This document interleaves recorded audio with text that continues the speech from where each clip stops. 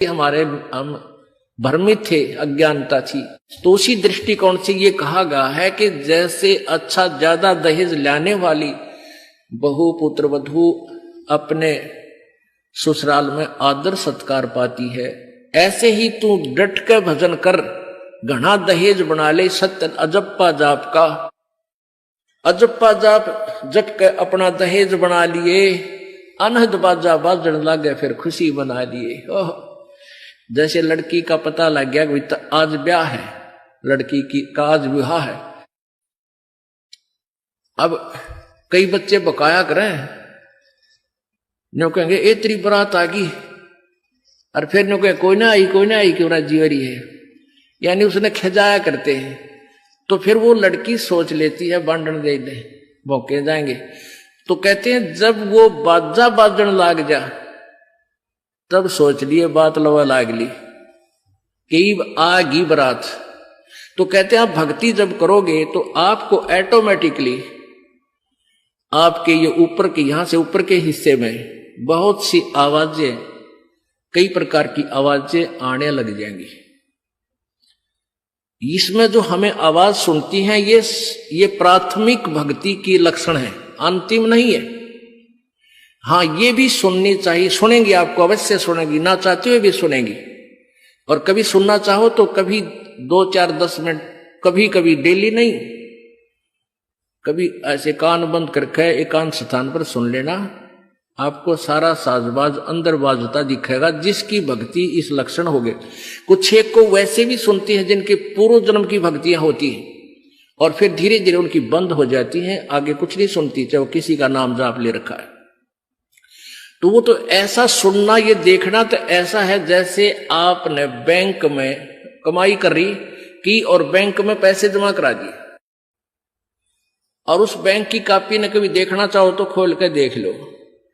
और ये दूसरे जो पंथ बतावे हैं, ये साधना इनकी नाम गलत हैं, और कहते हैं ध्यान लगाओ, मेडिटेशन करो, कान बंद करके, आंख बंद करके, अंदर आवाज सुनो, शब्द सुनो।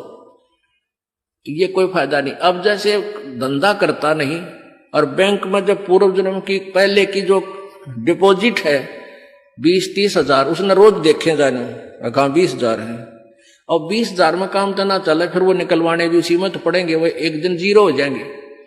वो तो जैसे आपको ये आभास होंगे किसी भी वस्तु का, जैसे हम हमारी आंखों, आपकी जो भक्ति करते हैं उनकी आंखों के सामने बहुत सी चीजें ऐसे चलती दिखाई देंगी। कभी तो ऐसा आभास होगा जैसे कोई मक्खी आ गई, कोई मच्छर जा रहा है, या कोई ऐसी कोई लाइन सी दिखाई देती है। तो ये आपकी भक्ति की कमाई है, प्रतिफल आपको दिख रहा है।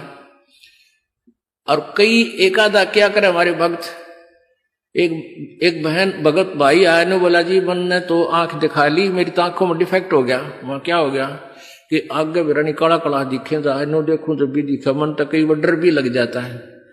और डॉक्टर का इसका ऑपरेशन करेंगे, रमा भले आदमी क्यों आंख पड़वावे, ये तेरी भक्ति की कमाई दिखाई दे रही है, तेरी जो बैंक में जमा कराए हैं वो कॉपी में दिखे तेरे को। ये तो भगवान आत्मा ने दिखेंगे बेटा, जिनकी कमाई शुरुआत हो चुकी है। जेता अंजन आंजिए चश्मों में दिखंत, नो बोला सचमुच में, कहा सचमुच, फिर खुश हो गया, तेरा गजब भैया।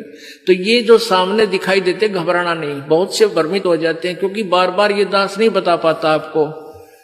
तो प्रत्येक सत्संग में आओगे तो कभी ना कभी हर पहलू पर विचार विमर्श दिया जाता है।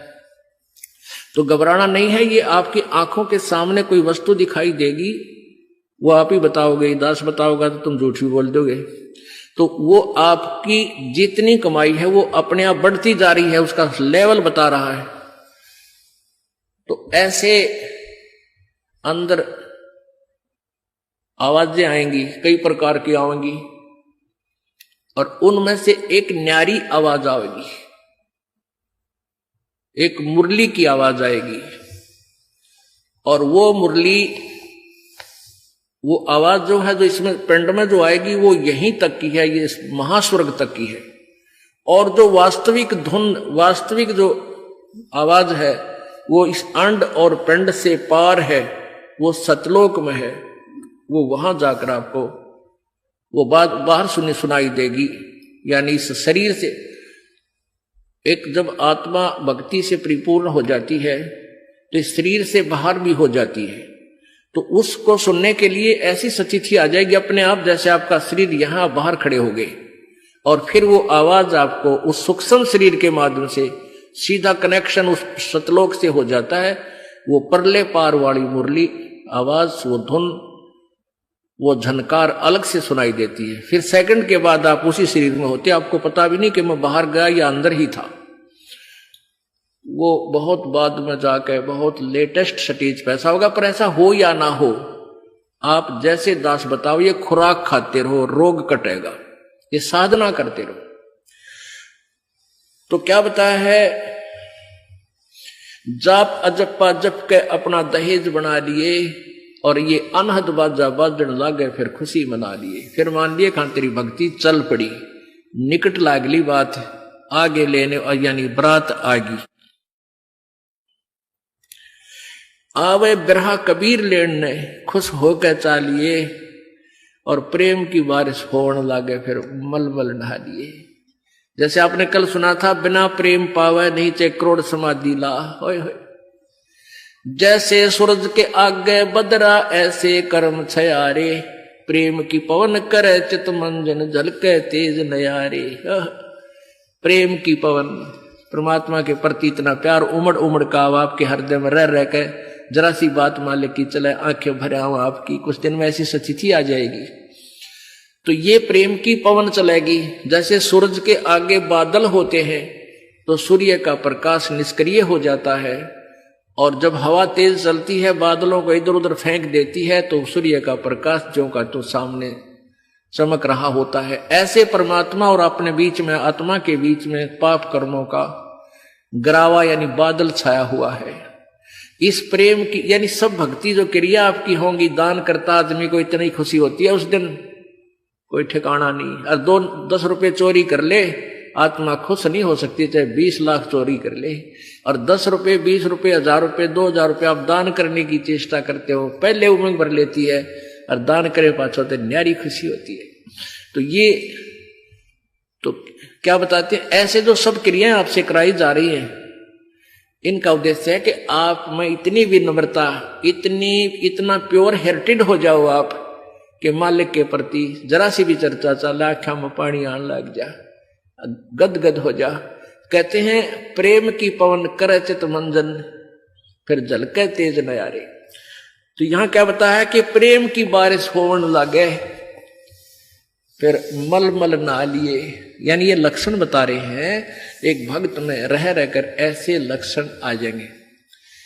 एक बुढ़ा आवे मेरे पास, नाम ले रखा उन्हें साल भर से।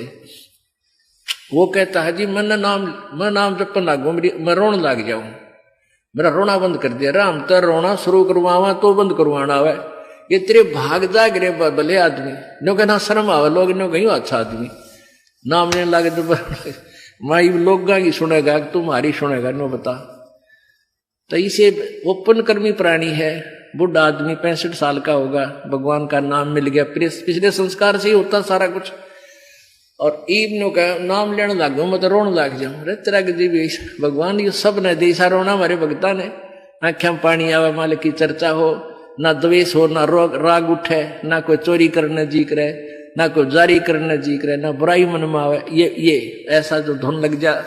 फिर कहते हैं सार शब्द का सुरमा गा लिए, जब पति न भावे।